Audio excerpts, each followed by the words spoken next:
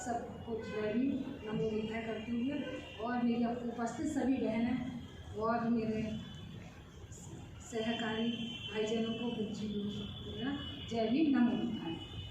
आज का टॉपिक है कि हम माता सावित्रीबाई फुले का जो जन्मदिन है उनकी चर्चा करें और साथ में महाराजा अशोक की 23वीं जन्म शताब्दी जो हम मना रहे हैं उसके भी प्रकाश डालें, क्योंकि इन दोनों ने ही समाज परिवर्तन का काम किया है। सम्राट अशोक की बात हम करें तो सम्राट अशोक चक्रवर्ती सम्राट अशोक थे, कहा जाता था।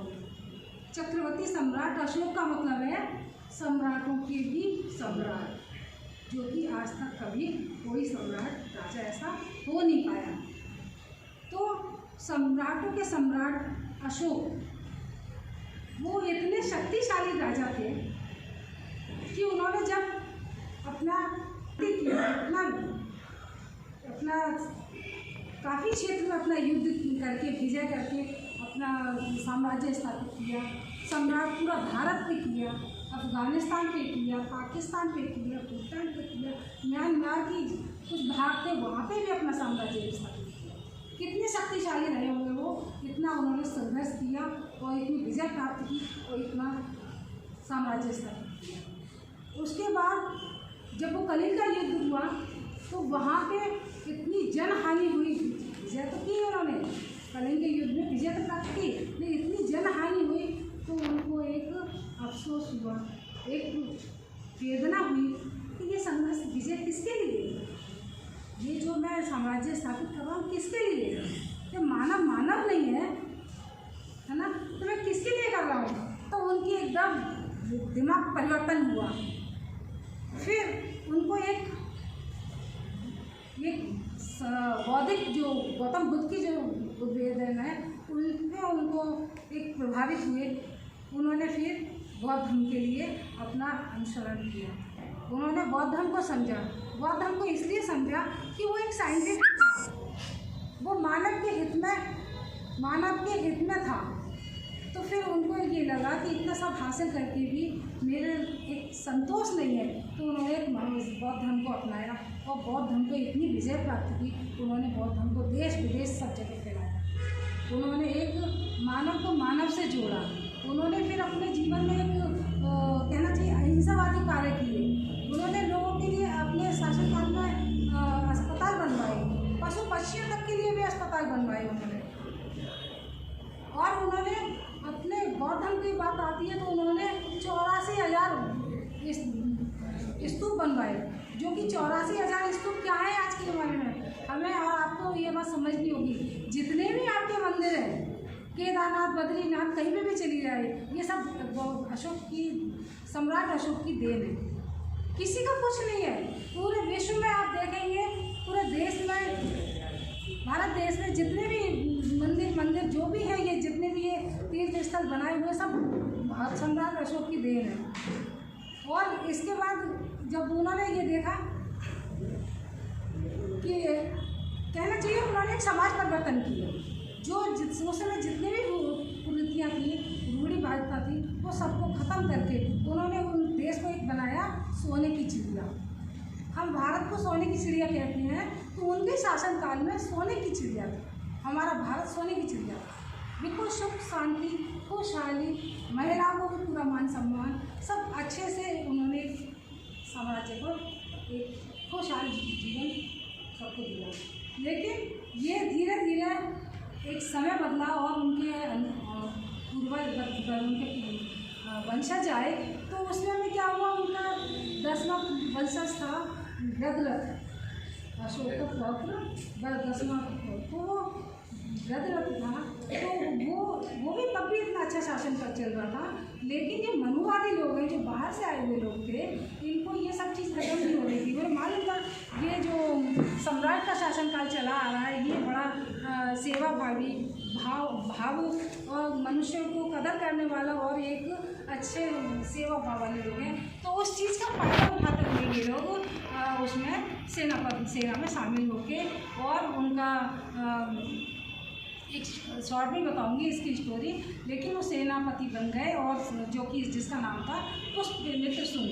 तो उन्होंने सेनापति बन के धोखे से, अपनी चतुराई से, और हमारे जो बौद्ध के वो सम्राट अशोक के हत्या करके वो गद्दी पे बैठ गया।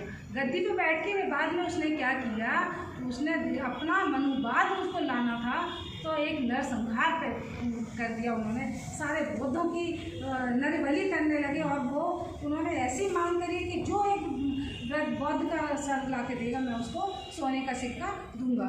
तो इस लालच में सारे लोग ये काम अपने बौद्धों को करने लगे। तो उसमें क्या है, कुछ बौद्ध लोग अपने पलायन कर गए जैसे, और उन्होंने जितना भी बौद्धों का संग्रह वो था, ग्रंथ, जितने भी ग्रंथ थे बौद्धों के, सारे साहित्य जो भी था सब उन्होंने जला दिया, क्योंकि वो चीज़ उनको हजम नहीं हो रही थी, उनको अपना मनोभाव को कर लाना था।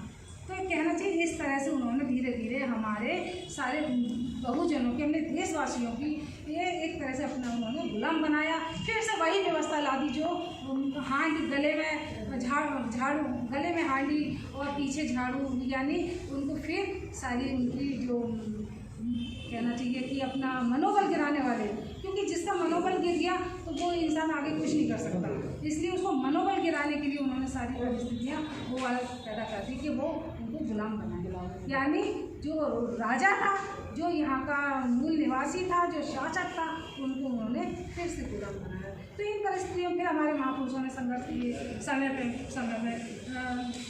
रविदास जी आए, कबीरदास जी आए, बहुत सारे इस तरह से महापुरुषों ने ये सब नारायण गुरु जो बहुत सारे महापुरुष आए।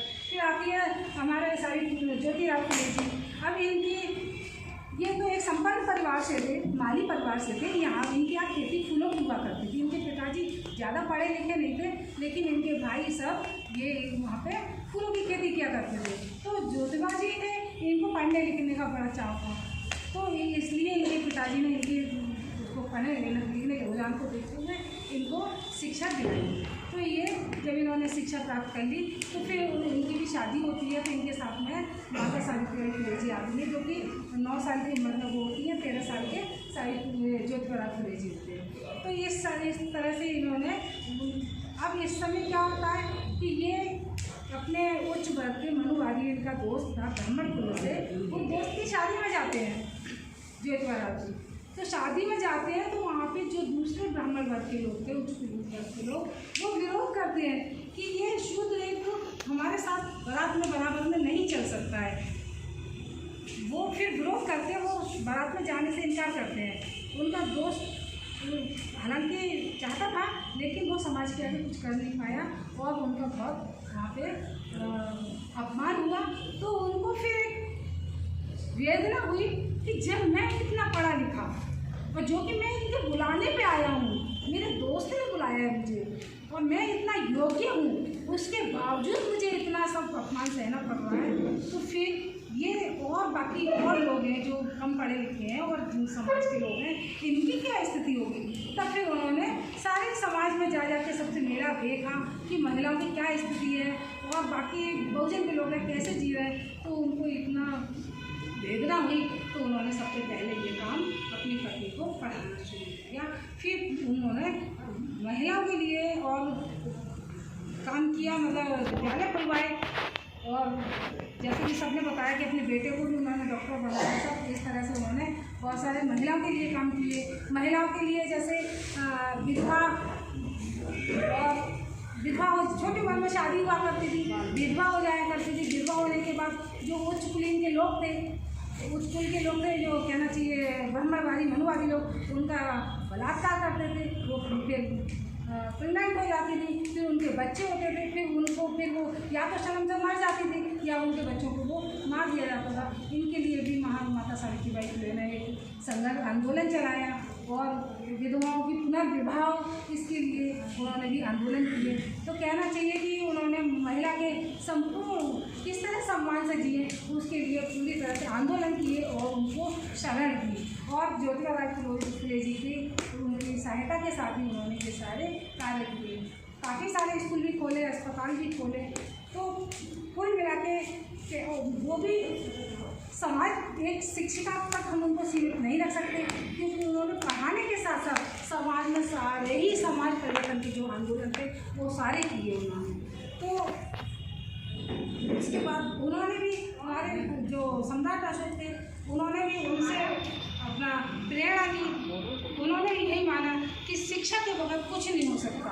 ज्योतिबा फुले जी ने यही कहा कि जब शिक्षा होगी तभी, क्योंकि शिक्षा के बगैर कुछ नहीं किया जा सकता। जैसे शिक्षा के बिन, उन्होंने अपना ये कहा भी है, शिक्षा के बिन मति गई, मति के बगैर नीति गई, नीति के बगैर धन गया, और धन के बगैर शूद्र।